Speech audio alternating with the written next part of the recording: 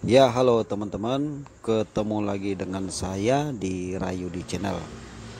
Terima kasih banyak teman-teman sudah berkunjung, sudah mampir ke channel saya ini. Doa terbaik dari saya buat teman-teman semuanya, semoga diberikan selalu kesehatan sesehat-sehatnya. Amin, amin, amin. Di video saya kali ini teman-teman, saya mau bahas mengenai mesin mobil ya. Berapa sih estimasi biaya yang harus kita siapkan untuk mengerjakan mesin mobil kita yang mungkin dalam keadaan bermasalah ya teman-teman ya. Nah, di sini saya akan memberikan contoh.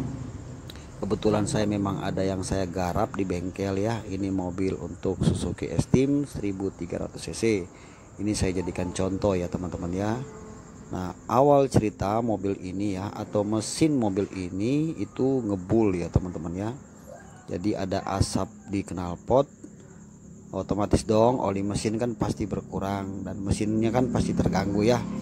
Nah teman-teman, saya akan menjelaskan kepada teman-teman di beberapa menit ke depan ya. Jadi kalau misalnya teman-teman mobil apa aja sih, mobil bensin yang punya masalah yang sama atau mungkin kepengen tahu berapa estimasi biaya yang mesti kita sediakan, mengingat mesin internal mesin itu ya, maksudnya ya, itu banyak sekali saling keterkaitan. Jadi kalau seumpamanya kita mengerjakan misalnya ngebul ya, tadinya ngebul kan, terus kita lihat oh iya benar ternyata memang ada masalah di ring seher, mungkin karena mobil yang sudah old ya, sudah lama, sudah pemakaian lebih dari 10 tahun lebih ya, dan juga mungkin jarang mengganti oli atau kurang perawatan. Nah teman-teman simak aja video ini, saya akan coba memberikan informasi kepada teman-teman ya, bagaimana caranya kita menghitung, mengestimasi, dan apa aja yang harus kita cek dan perbaiki di mesin mobil kita. Oke teman-teman ya, jadi disimak aja sampai selesai video ini. Dan perlu saya tekankan bahwa video ini bukan bermaksud mengajari atau menggurui ya teman-teman ya, tetapi kita di sini saling berbagi ilmu. Apa yang mampu saya bagikan kepada teman-teman, saya akan bagikan dengan harapan semoga video ini bisa memberikan manfaat buat teman-teman semuanya, terutama bagi kalian yang punya mobil ya, atau pengguna mobil yang masih awam atau kurang begitu paham mengenai mobil. Nah teman-teman simak aja video ini sampai selesai supaya teman-teman nanti gampang untuk berkonsultasi dengan teknisi ya, atau dengan montir, atau dengan bengkel langganan kita. Oke teman-teman ya. Nah sebelum kita lanjut, saya mohon minta tolong teman-teman untuk bantu ya, bantu-bantu subscribe channel ini biar saya lebih semangat lagi untuk membuat konten-konten yang bermanfaat. Dan saya ucapkan banyak-banyak terima kasih.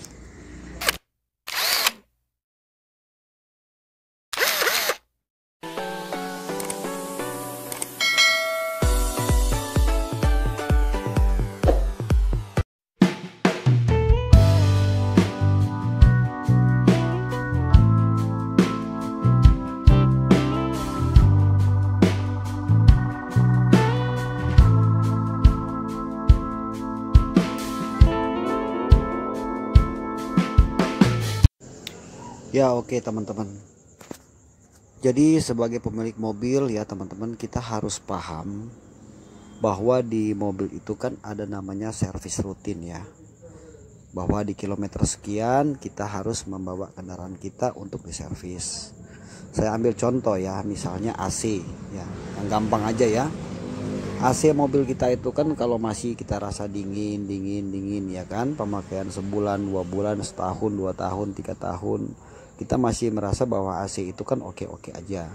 Padahal sebetulnya AC di mobil itu kan ada waktu untuk diservis.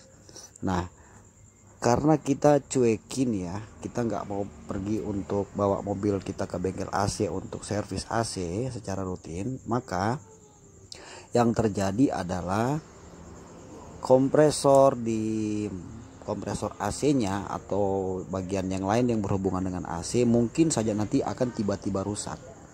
Karena di kompresor itu kan ada oli ya, oli kompresor.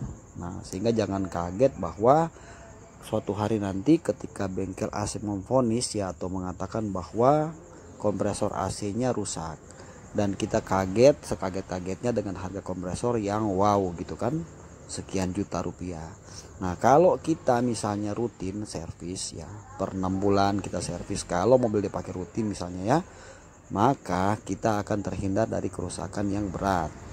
Jadi mobil nggak usah nginap di ruang ICU ya teman-teman ya, cukup di ruangan biasa aja, artinya bisa langsung ditangani dalam hitungan beberapa jam saja sudah selesai. Nah itu sebagai contoh. Nah tidak jauh berbeda dengan mesin ya teman-teman ya, engine pun sama ya. Jadi mesin mobil kita itu pada saat kita pakai dalam kondisi normal-normal saja, kita cuek gitu ya, kita nggak mau bawa mobil untuk servis rutin, padahal mungkin kita ada waktu untuk servis rutin ya kan, tapi ternyata kita tidak membawa mobil ke bengkel rekanan kita untuk mengecek secara rutin, sehingga kita kecolongan karena oli mesin misalnya contoh ya, kita tidak ganti sesuai dengan KM ya, kilometer sekian harus ganti, kita nggak ganti, atau mungkin sudah mulai ada terjadi rembesan air apa di water pump, di radiator lain-lain ya, kita nggak ini ya, seolah-olah kita udahlah mobil masih sehat pakai aja.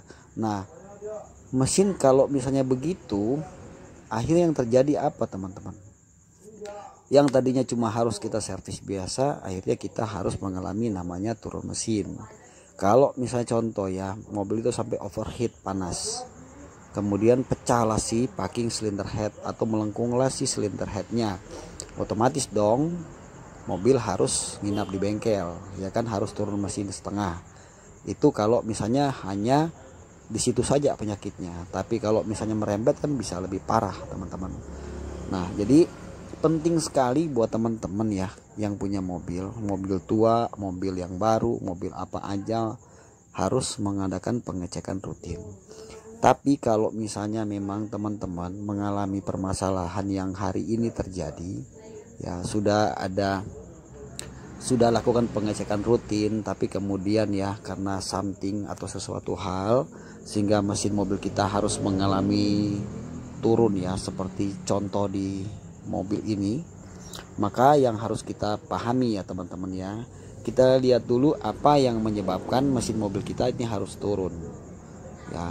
Lagi-lagi saya akan ambil contoh ya, misalnya mobil kita sempat panas, tadinya sehat-sehat aja, tapi pas begitu panas ya, awalnya ngelitik, pasti kalau panas itu ngelitik, kita nggak lihat jarum temperatur, kemudian jebol lah si packing, kemudian mobil masuklah ke bengkel. Nah yang terjadi apa teman-teman, pada saat mesin itu dibuka gitu ya, maka montir akan melihat bagian-bagian yang lain. Ini secara umum ya, jadi montir itu akan melihat bagian-bagian yang lain, misalnya seperti dinding silinder, atau kondisi piston goyang atau tidak, bagian klep seperti apa, ada nggak bocor-bocor packing di mobil kita, mulai ada rembesan oli. Nah kita aja sebagai pemilik mobil pasti pas ngeliat gitu ya, mungkin dalam hati kita, waduh sekalian aja bang dikerjain ya kan. Nah akhirnya yang tadinya kita cuman awalnya mau ganti packing, karena kondisi mesin mobil kita lihat sudah mulai ada kerusakan yang lain, otomatis kan kita harus menambah lagi biaya untuk perbaikan, kan seperti itu ya teman-teman ya. Nah itu sih contoh-contoh kasus yang boleh dibilang agak sedikit ringan ya. Tapi kalau misalnya contoh kasus, misalnya ya metalnya bunyi tok tok tok tok tok tok tok tok tok ya kan, memang ada waktunya dong, walaupun kita rutin ganti oli juga tetap kan namanya bagian berputar itu kan harus terkikis ya, pasti suatu waktu pasti harus ada kerusakan. Maka kalau misalnya metal mobil kita awalnya sudah mulai ada bunyi ya, walaupun hanya sedikit, kita mulai curiga gitu, tak tak tak tak, awal ada terus hilang ya kan, ada terus hilang. Nah itu jangan dicuekin ya teman-teman ya, sebaiknya teman-teman segeralah membawa mobil ke bengkel untuk diadakan pengecekan. Kalau misalnya memang salah satu dari metal, misalnya ya ada 4 silinder kan, berarti 4 piston 4 stang seher. Kalau dari salah satu itu yang bunyi, tapi kita langsung cepat mengambil tindakan, maka kita hanya perlu mengganti si metalnya saja. Kita tidak perlu lagi memperbaiki si posisi metal crack asnya ya, kalau ya kita cepat mengambil tindakan. Tapi kalau misalnya kita biarkan bahkan bunyinya akhirnya sampai terus-terusan, nah itulah yang akhirnya merembet. Tadinya cuma mau ganti metal, malah kita harus membubut si crack as. Itu pun kalau mobil kita masih dalam kondisi standar si crack asnya. Tapi kalau sudah di undersize, oversize, maka kita bisa nanti akhirnya membeli crack as yang baru. Nah itu risiko. Nah jadi untuk kita mengestimasi biaya ya untuk perbaikan mesin, mungkin tadinya hanya sedikit yang kita perbaiki bagian silinder kop, misalnya cuma mengganti packing aja atau seal clamp, atau misalnya cuma mau ganti ring seher. Tapi karena kita juga ingin tahu kondisi bagaimana metal mobil kita, kan akhirnya kan harus turun semua, seperti contoh di mobil ini mungkin bocor seal atau apa. Maka estimasi biaya itu bisa kita lihat pertama-tama dari jenis mobil kita apa dulu. Nah kalau untuk mobil seperti ini, mobil tua ya teman-teman ya kategorinya ya, karena kan ini Estim tahun 95. Ini spare partnya sudah jarang ada sebetulnya. Karena mobil udah tua kan ya. Nah karena spare partnya udah jarang ada, maka biasanya toko itu dia stok barang, dan kalau dia mengeluarkan barang yang ori pasti otomatis akan agak lebih mahal harganya. Misalnya piston ya. Untuk mobil Estim 1300 ini pistonnya itu kurang lebih harganya di angka sekitaran 800 sampai 1,2 juta tergantung lokasi di mana kita tinggal ya kan, daerah kita di mana. Nah si harga pistonnya satu set itu sekitar 800.000 ya. Terus harga ring pistonnya atau ring sehernya kurang lebih sekitar 5 sampai 600-an. Itu udah ketahuan ya, sekian juta ya kan udah ada. Terus kondisi metal seperti apa ya kan, bagaimana kondisi metal dan crack as. Walaupun dia belum bunyi banget, tapi kalau udah mulai ada baret, nah otomatis dong kita harus mengeluarkan budget lagi, biaya untuk menghitung ya berapa sih harga metal. Jadi untuk estimasi biaya ya rata-rata itu disesuaikan dengan model atau jenis kendaraan kita. Kalau mobil-mobil lama ya kita bisa menghitung ya harga metal satu set berapa. Metal itu kan ada dua, metal jalan sama metal duduk. Satu lagi metal bulan ya, itu ada 4 atau 2 tergantung jenis mesin mobil kita apa. Kemudian kita juga harus memperhitungkan si packing top set. Packing set wajib dibeli dong, karena kan kita sudah bongkar gini, sayang dong kita nggak ganti packingnya, iya kan, seperti itu. Lalu kita juga harus melihat kondisi si stang seher kita goyang atau tidak. Nah jadi untuk estimasi biaya, kalau untuk Estim ini aja ya, kalau misalnya kita bawa ke bengkel, teman-teman bisa membelanjakan spare partnya sendiri. Jadi ada beberapa pilihan ya. Bisa juga kita menyerahkan semuanya ke bengkel. Kalau teman-teman mau membelanjakan sendiri memang agak lebih murah jatuhnya. Hanya saja kita harus memastikan bahwa barang tersebut betul-betul barang yang berkualitas ya. Apalagi internal mesin, jangan sampai barang abal-abal, itu bahaya teman-teman ya. Karena kan ada KW-nya. Jadi estimasi biaya kurang lebih kalau turun mesin itu yang normal-normal aja ya. Kita bukan bicara bengkel resmi loh ya. Itu yang aman kita megang uang di angka 5 jutaan, 4 sampai 5 jutaan. Itu dalam tanda kutip kalau kita serahkan semuanya ke bengkel. Itu kalau kita mengganti yang namanya seher, ring seher, dan mesti ngebubut. Misalnya kita mau ngebubut kan, mau udah oversize, mungkin tadinya standar kita mau naikin 25 atau 50 atau 75 atau 100, itu kan mesti ngebubut, berarti ada biaya bubutnya juga. Lalu kita juga harus memperhitungkan biaya estimasi untuk bayar bengkel. Misalnya si bengkel ini minta ongkosnya 1,5 juta misalnya ya kan, jadi biayanya kurang lebih estimasi sekitar segitu. Nah tapi kalau teman-teman misalnya mengerti basic otomotif ya, paham sedikit mengenai engine ya, teman-teman boleh mengerjakan sendiri ya, boleh didampingi dengan teman yang lain yang paham ya. Karena turun mesin itu kan, ini kan kita mengerjakan bagian komponen mesin ya, bukan elektriknya ya kan, bagian komponen mesin. Hanya memang kita mesti memperhatikan tahapan-tahapannya.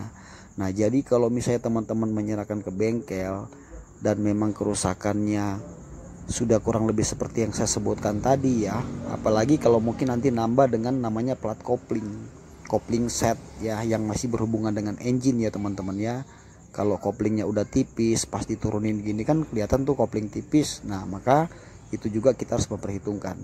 Jadi tergantung jenis mobil kita apa. Kalau Avanza, Xenia mungkin bisa sedikit lebih mahal ya kan, karena mungkin harga spare partnya juga ya lebih mahal juga ya teman-teman ya.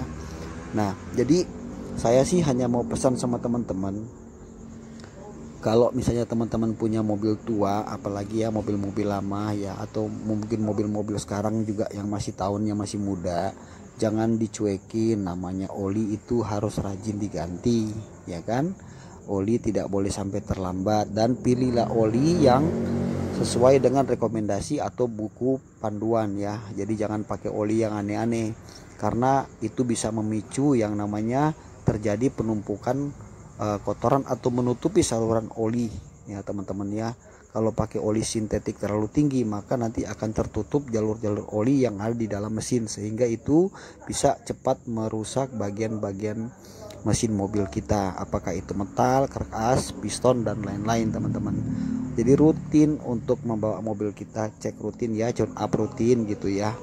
Demikian nanti montir atau bengkel akan membuat story ya di mobil kita itu, tanggal sekian kita bawa. Tujuannya apa? Supaya kita kan paham ya teman-teman ya, bahwa memang mobil kita tanggal sekian sudah jatuh tempo untuk kita bawa servis rutin. Semua upaya kita itu adalah untuk menghindari yang namanya kerusakan berat. Oke teman-teman ya, jadi video ini hanya sedikit berbagi dengan teman-teman dan mengingatkan bahwa mobil kita harus rajin mengadakan pengecekan teman-teman ya. Karena terjadinya turun mesin ini itu biasanya ada penyebabnya ya kan, sampai akhirnya mesinnya jebol dan turun tuh pasti ada penyebabnya, biasanya kelalaian dari sopir ya kan. Nah teman-teman, jadi itu aja sih sedikit informasi dari saya.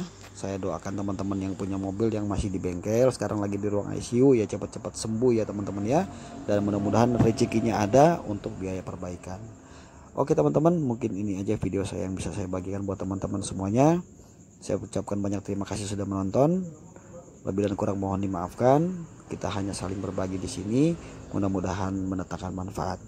Demikian teman-teman, sampai kita ketemu di video yang akan datang. Salam sukses dari saya.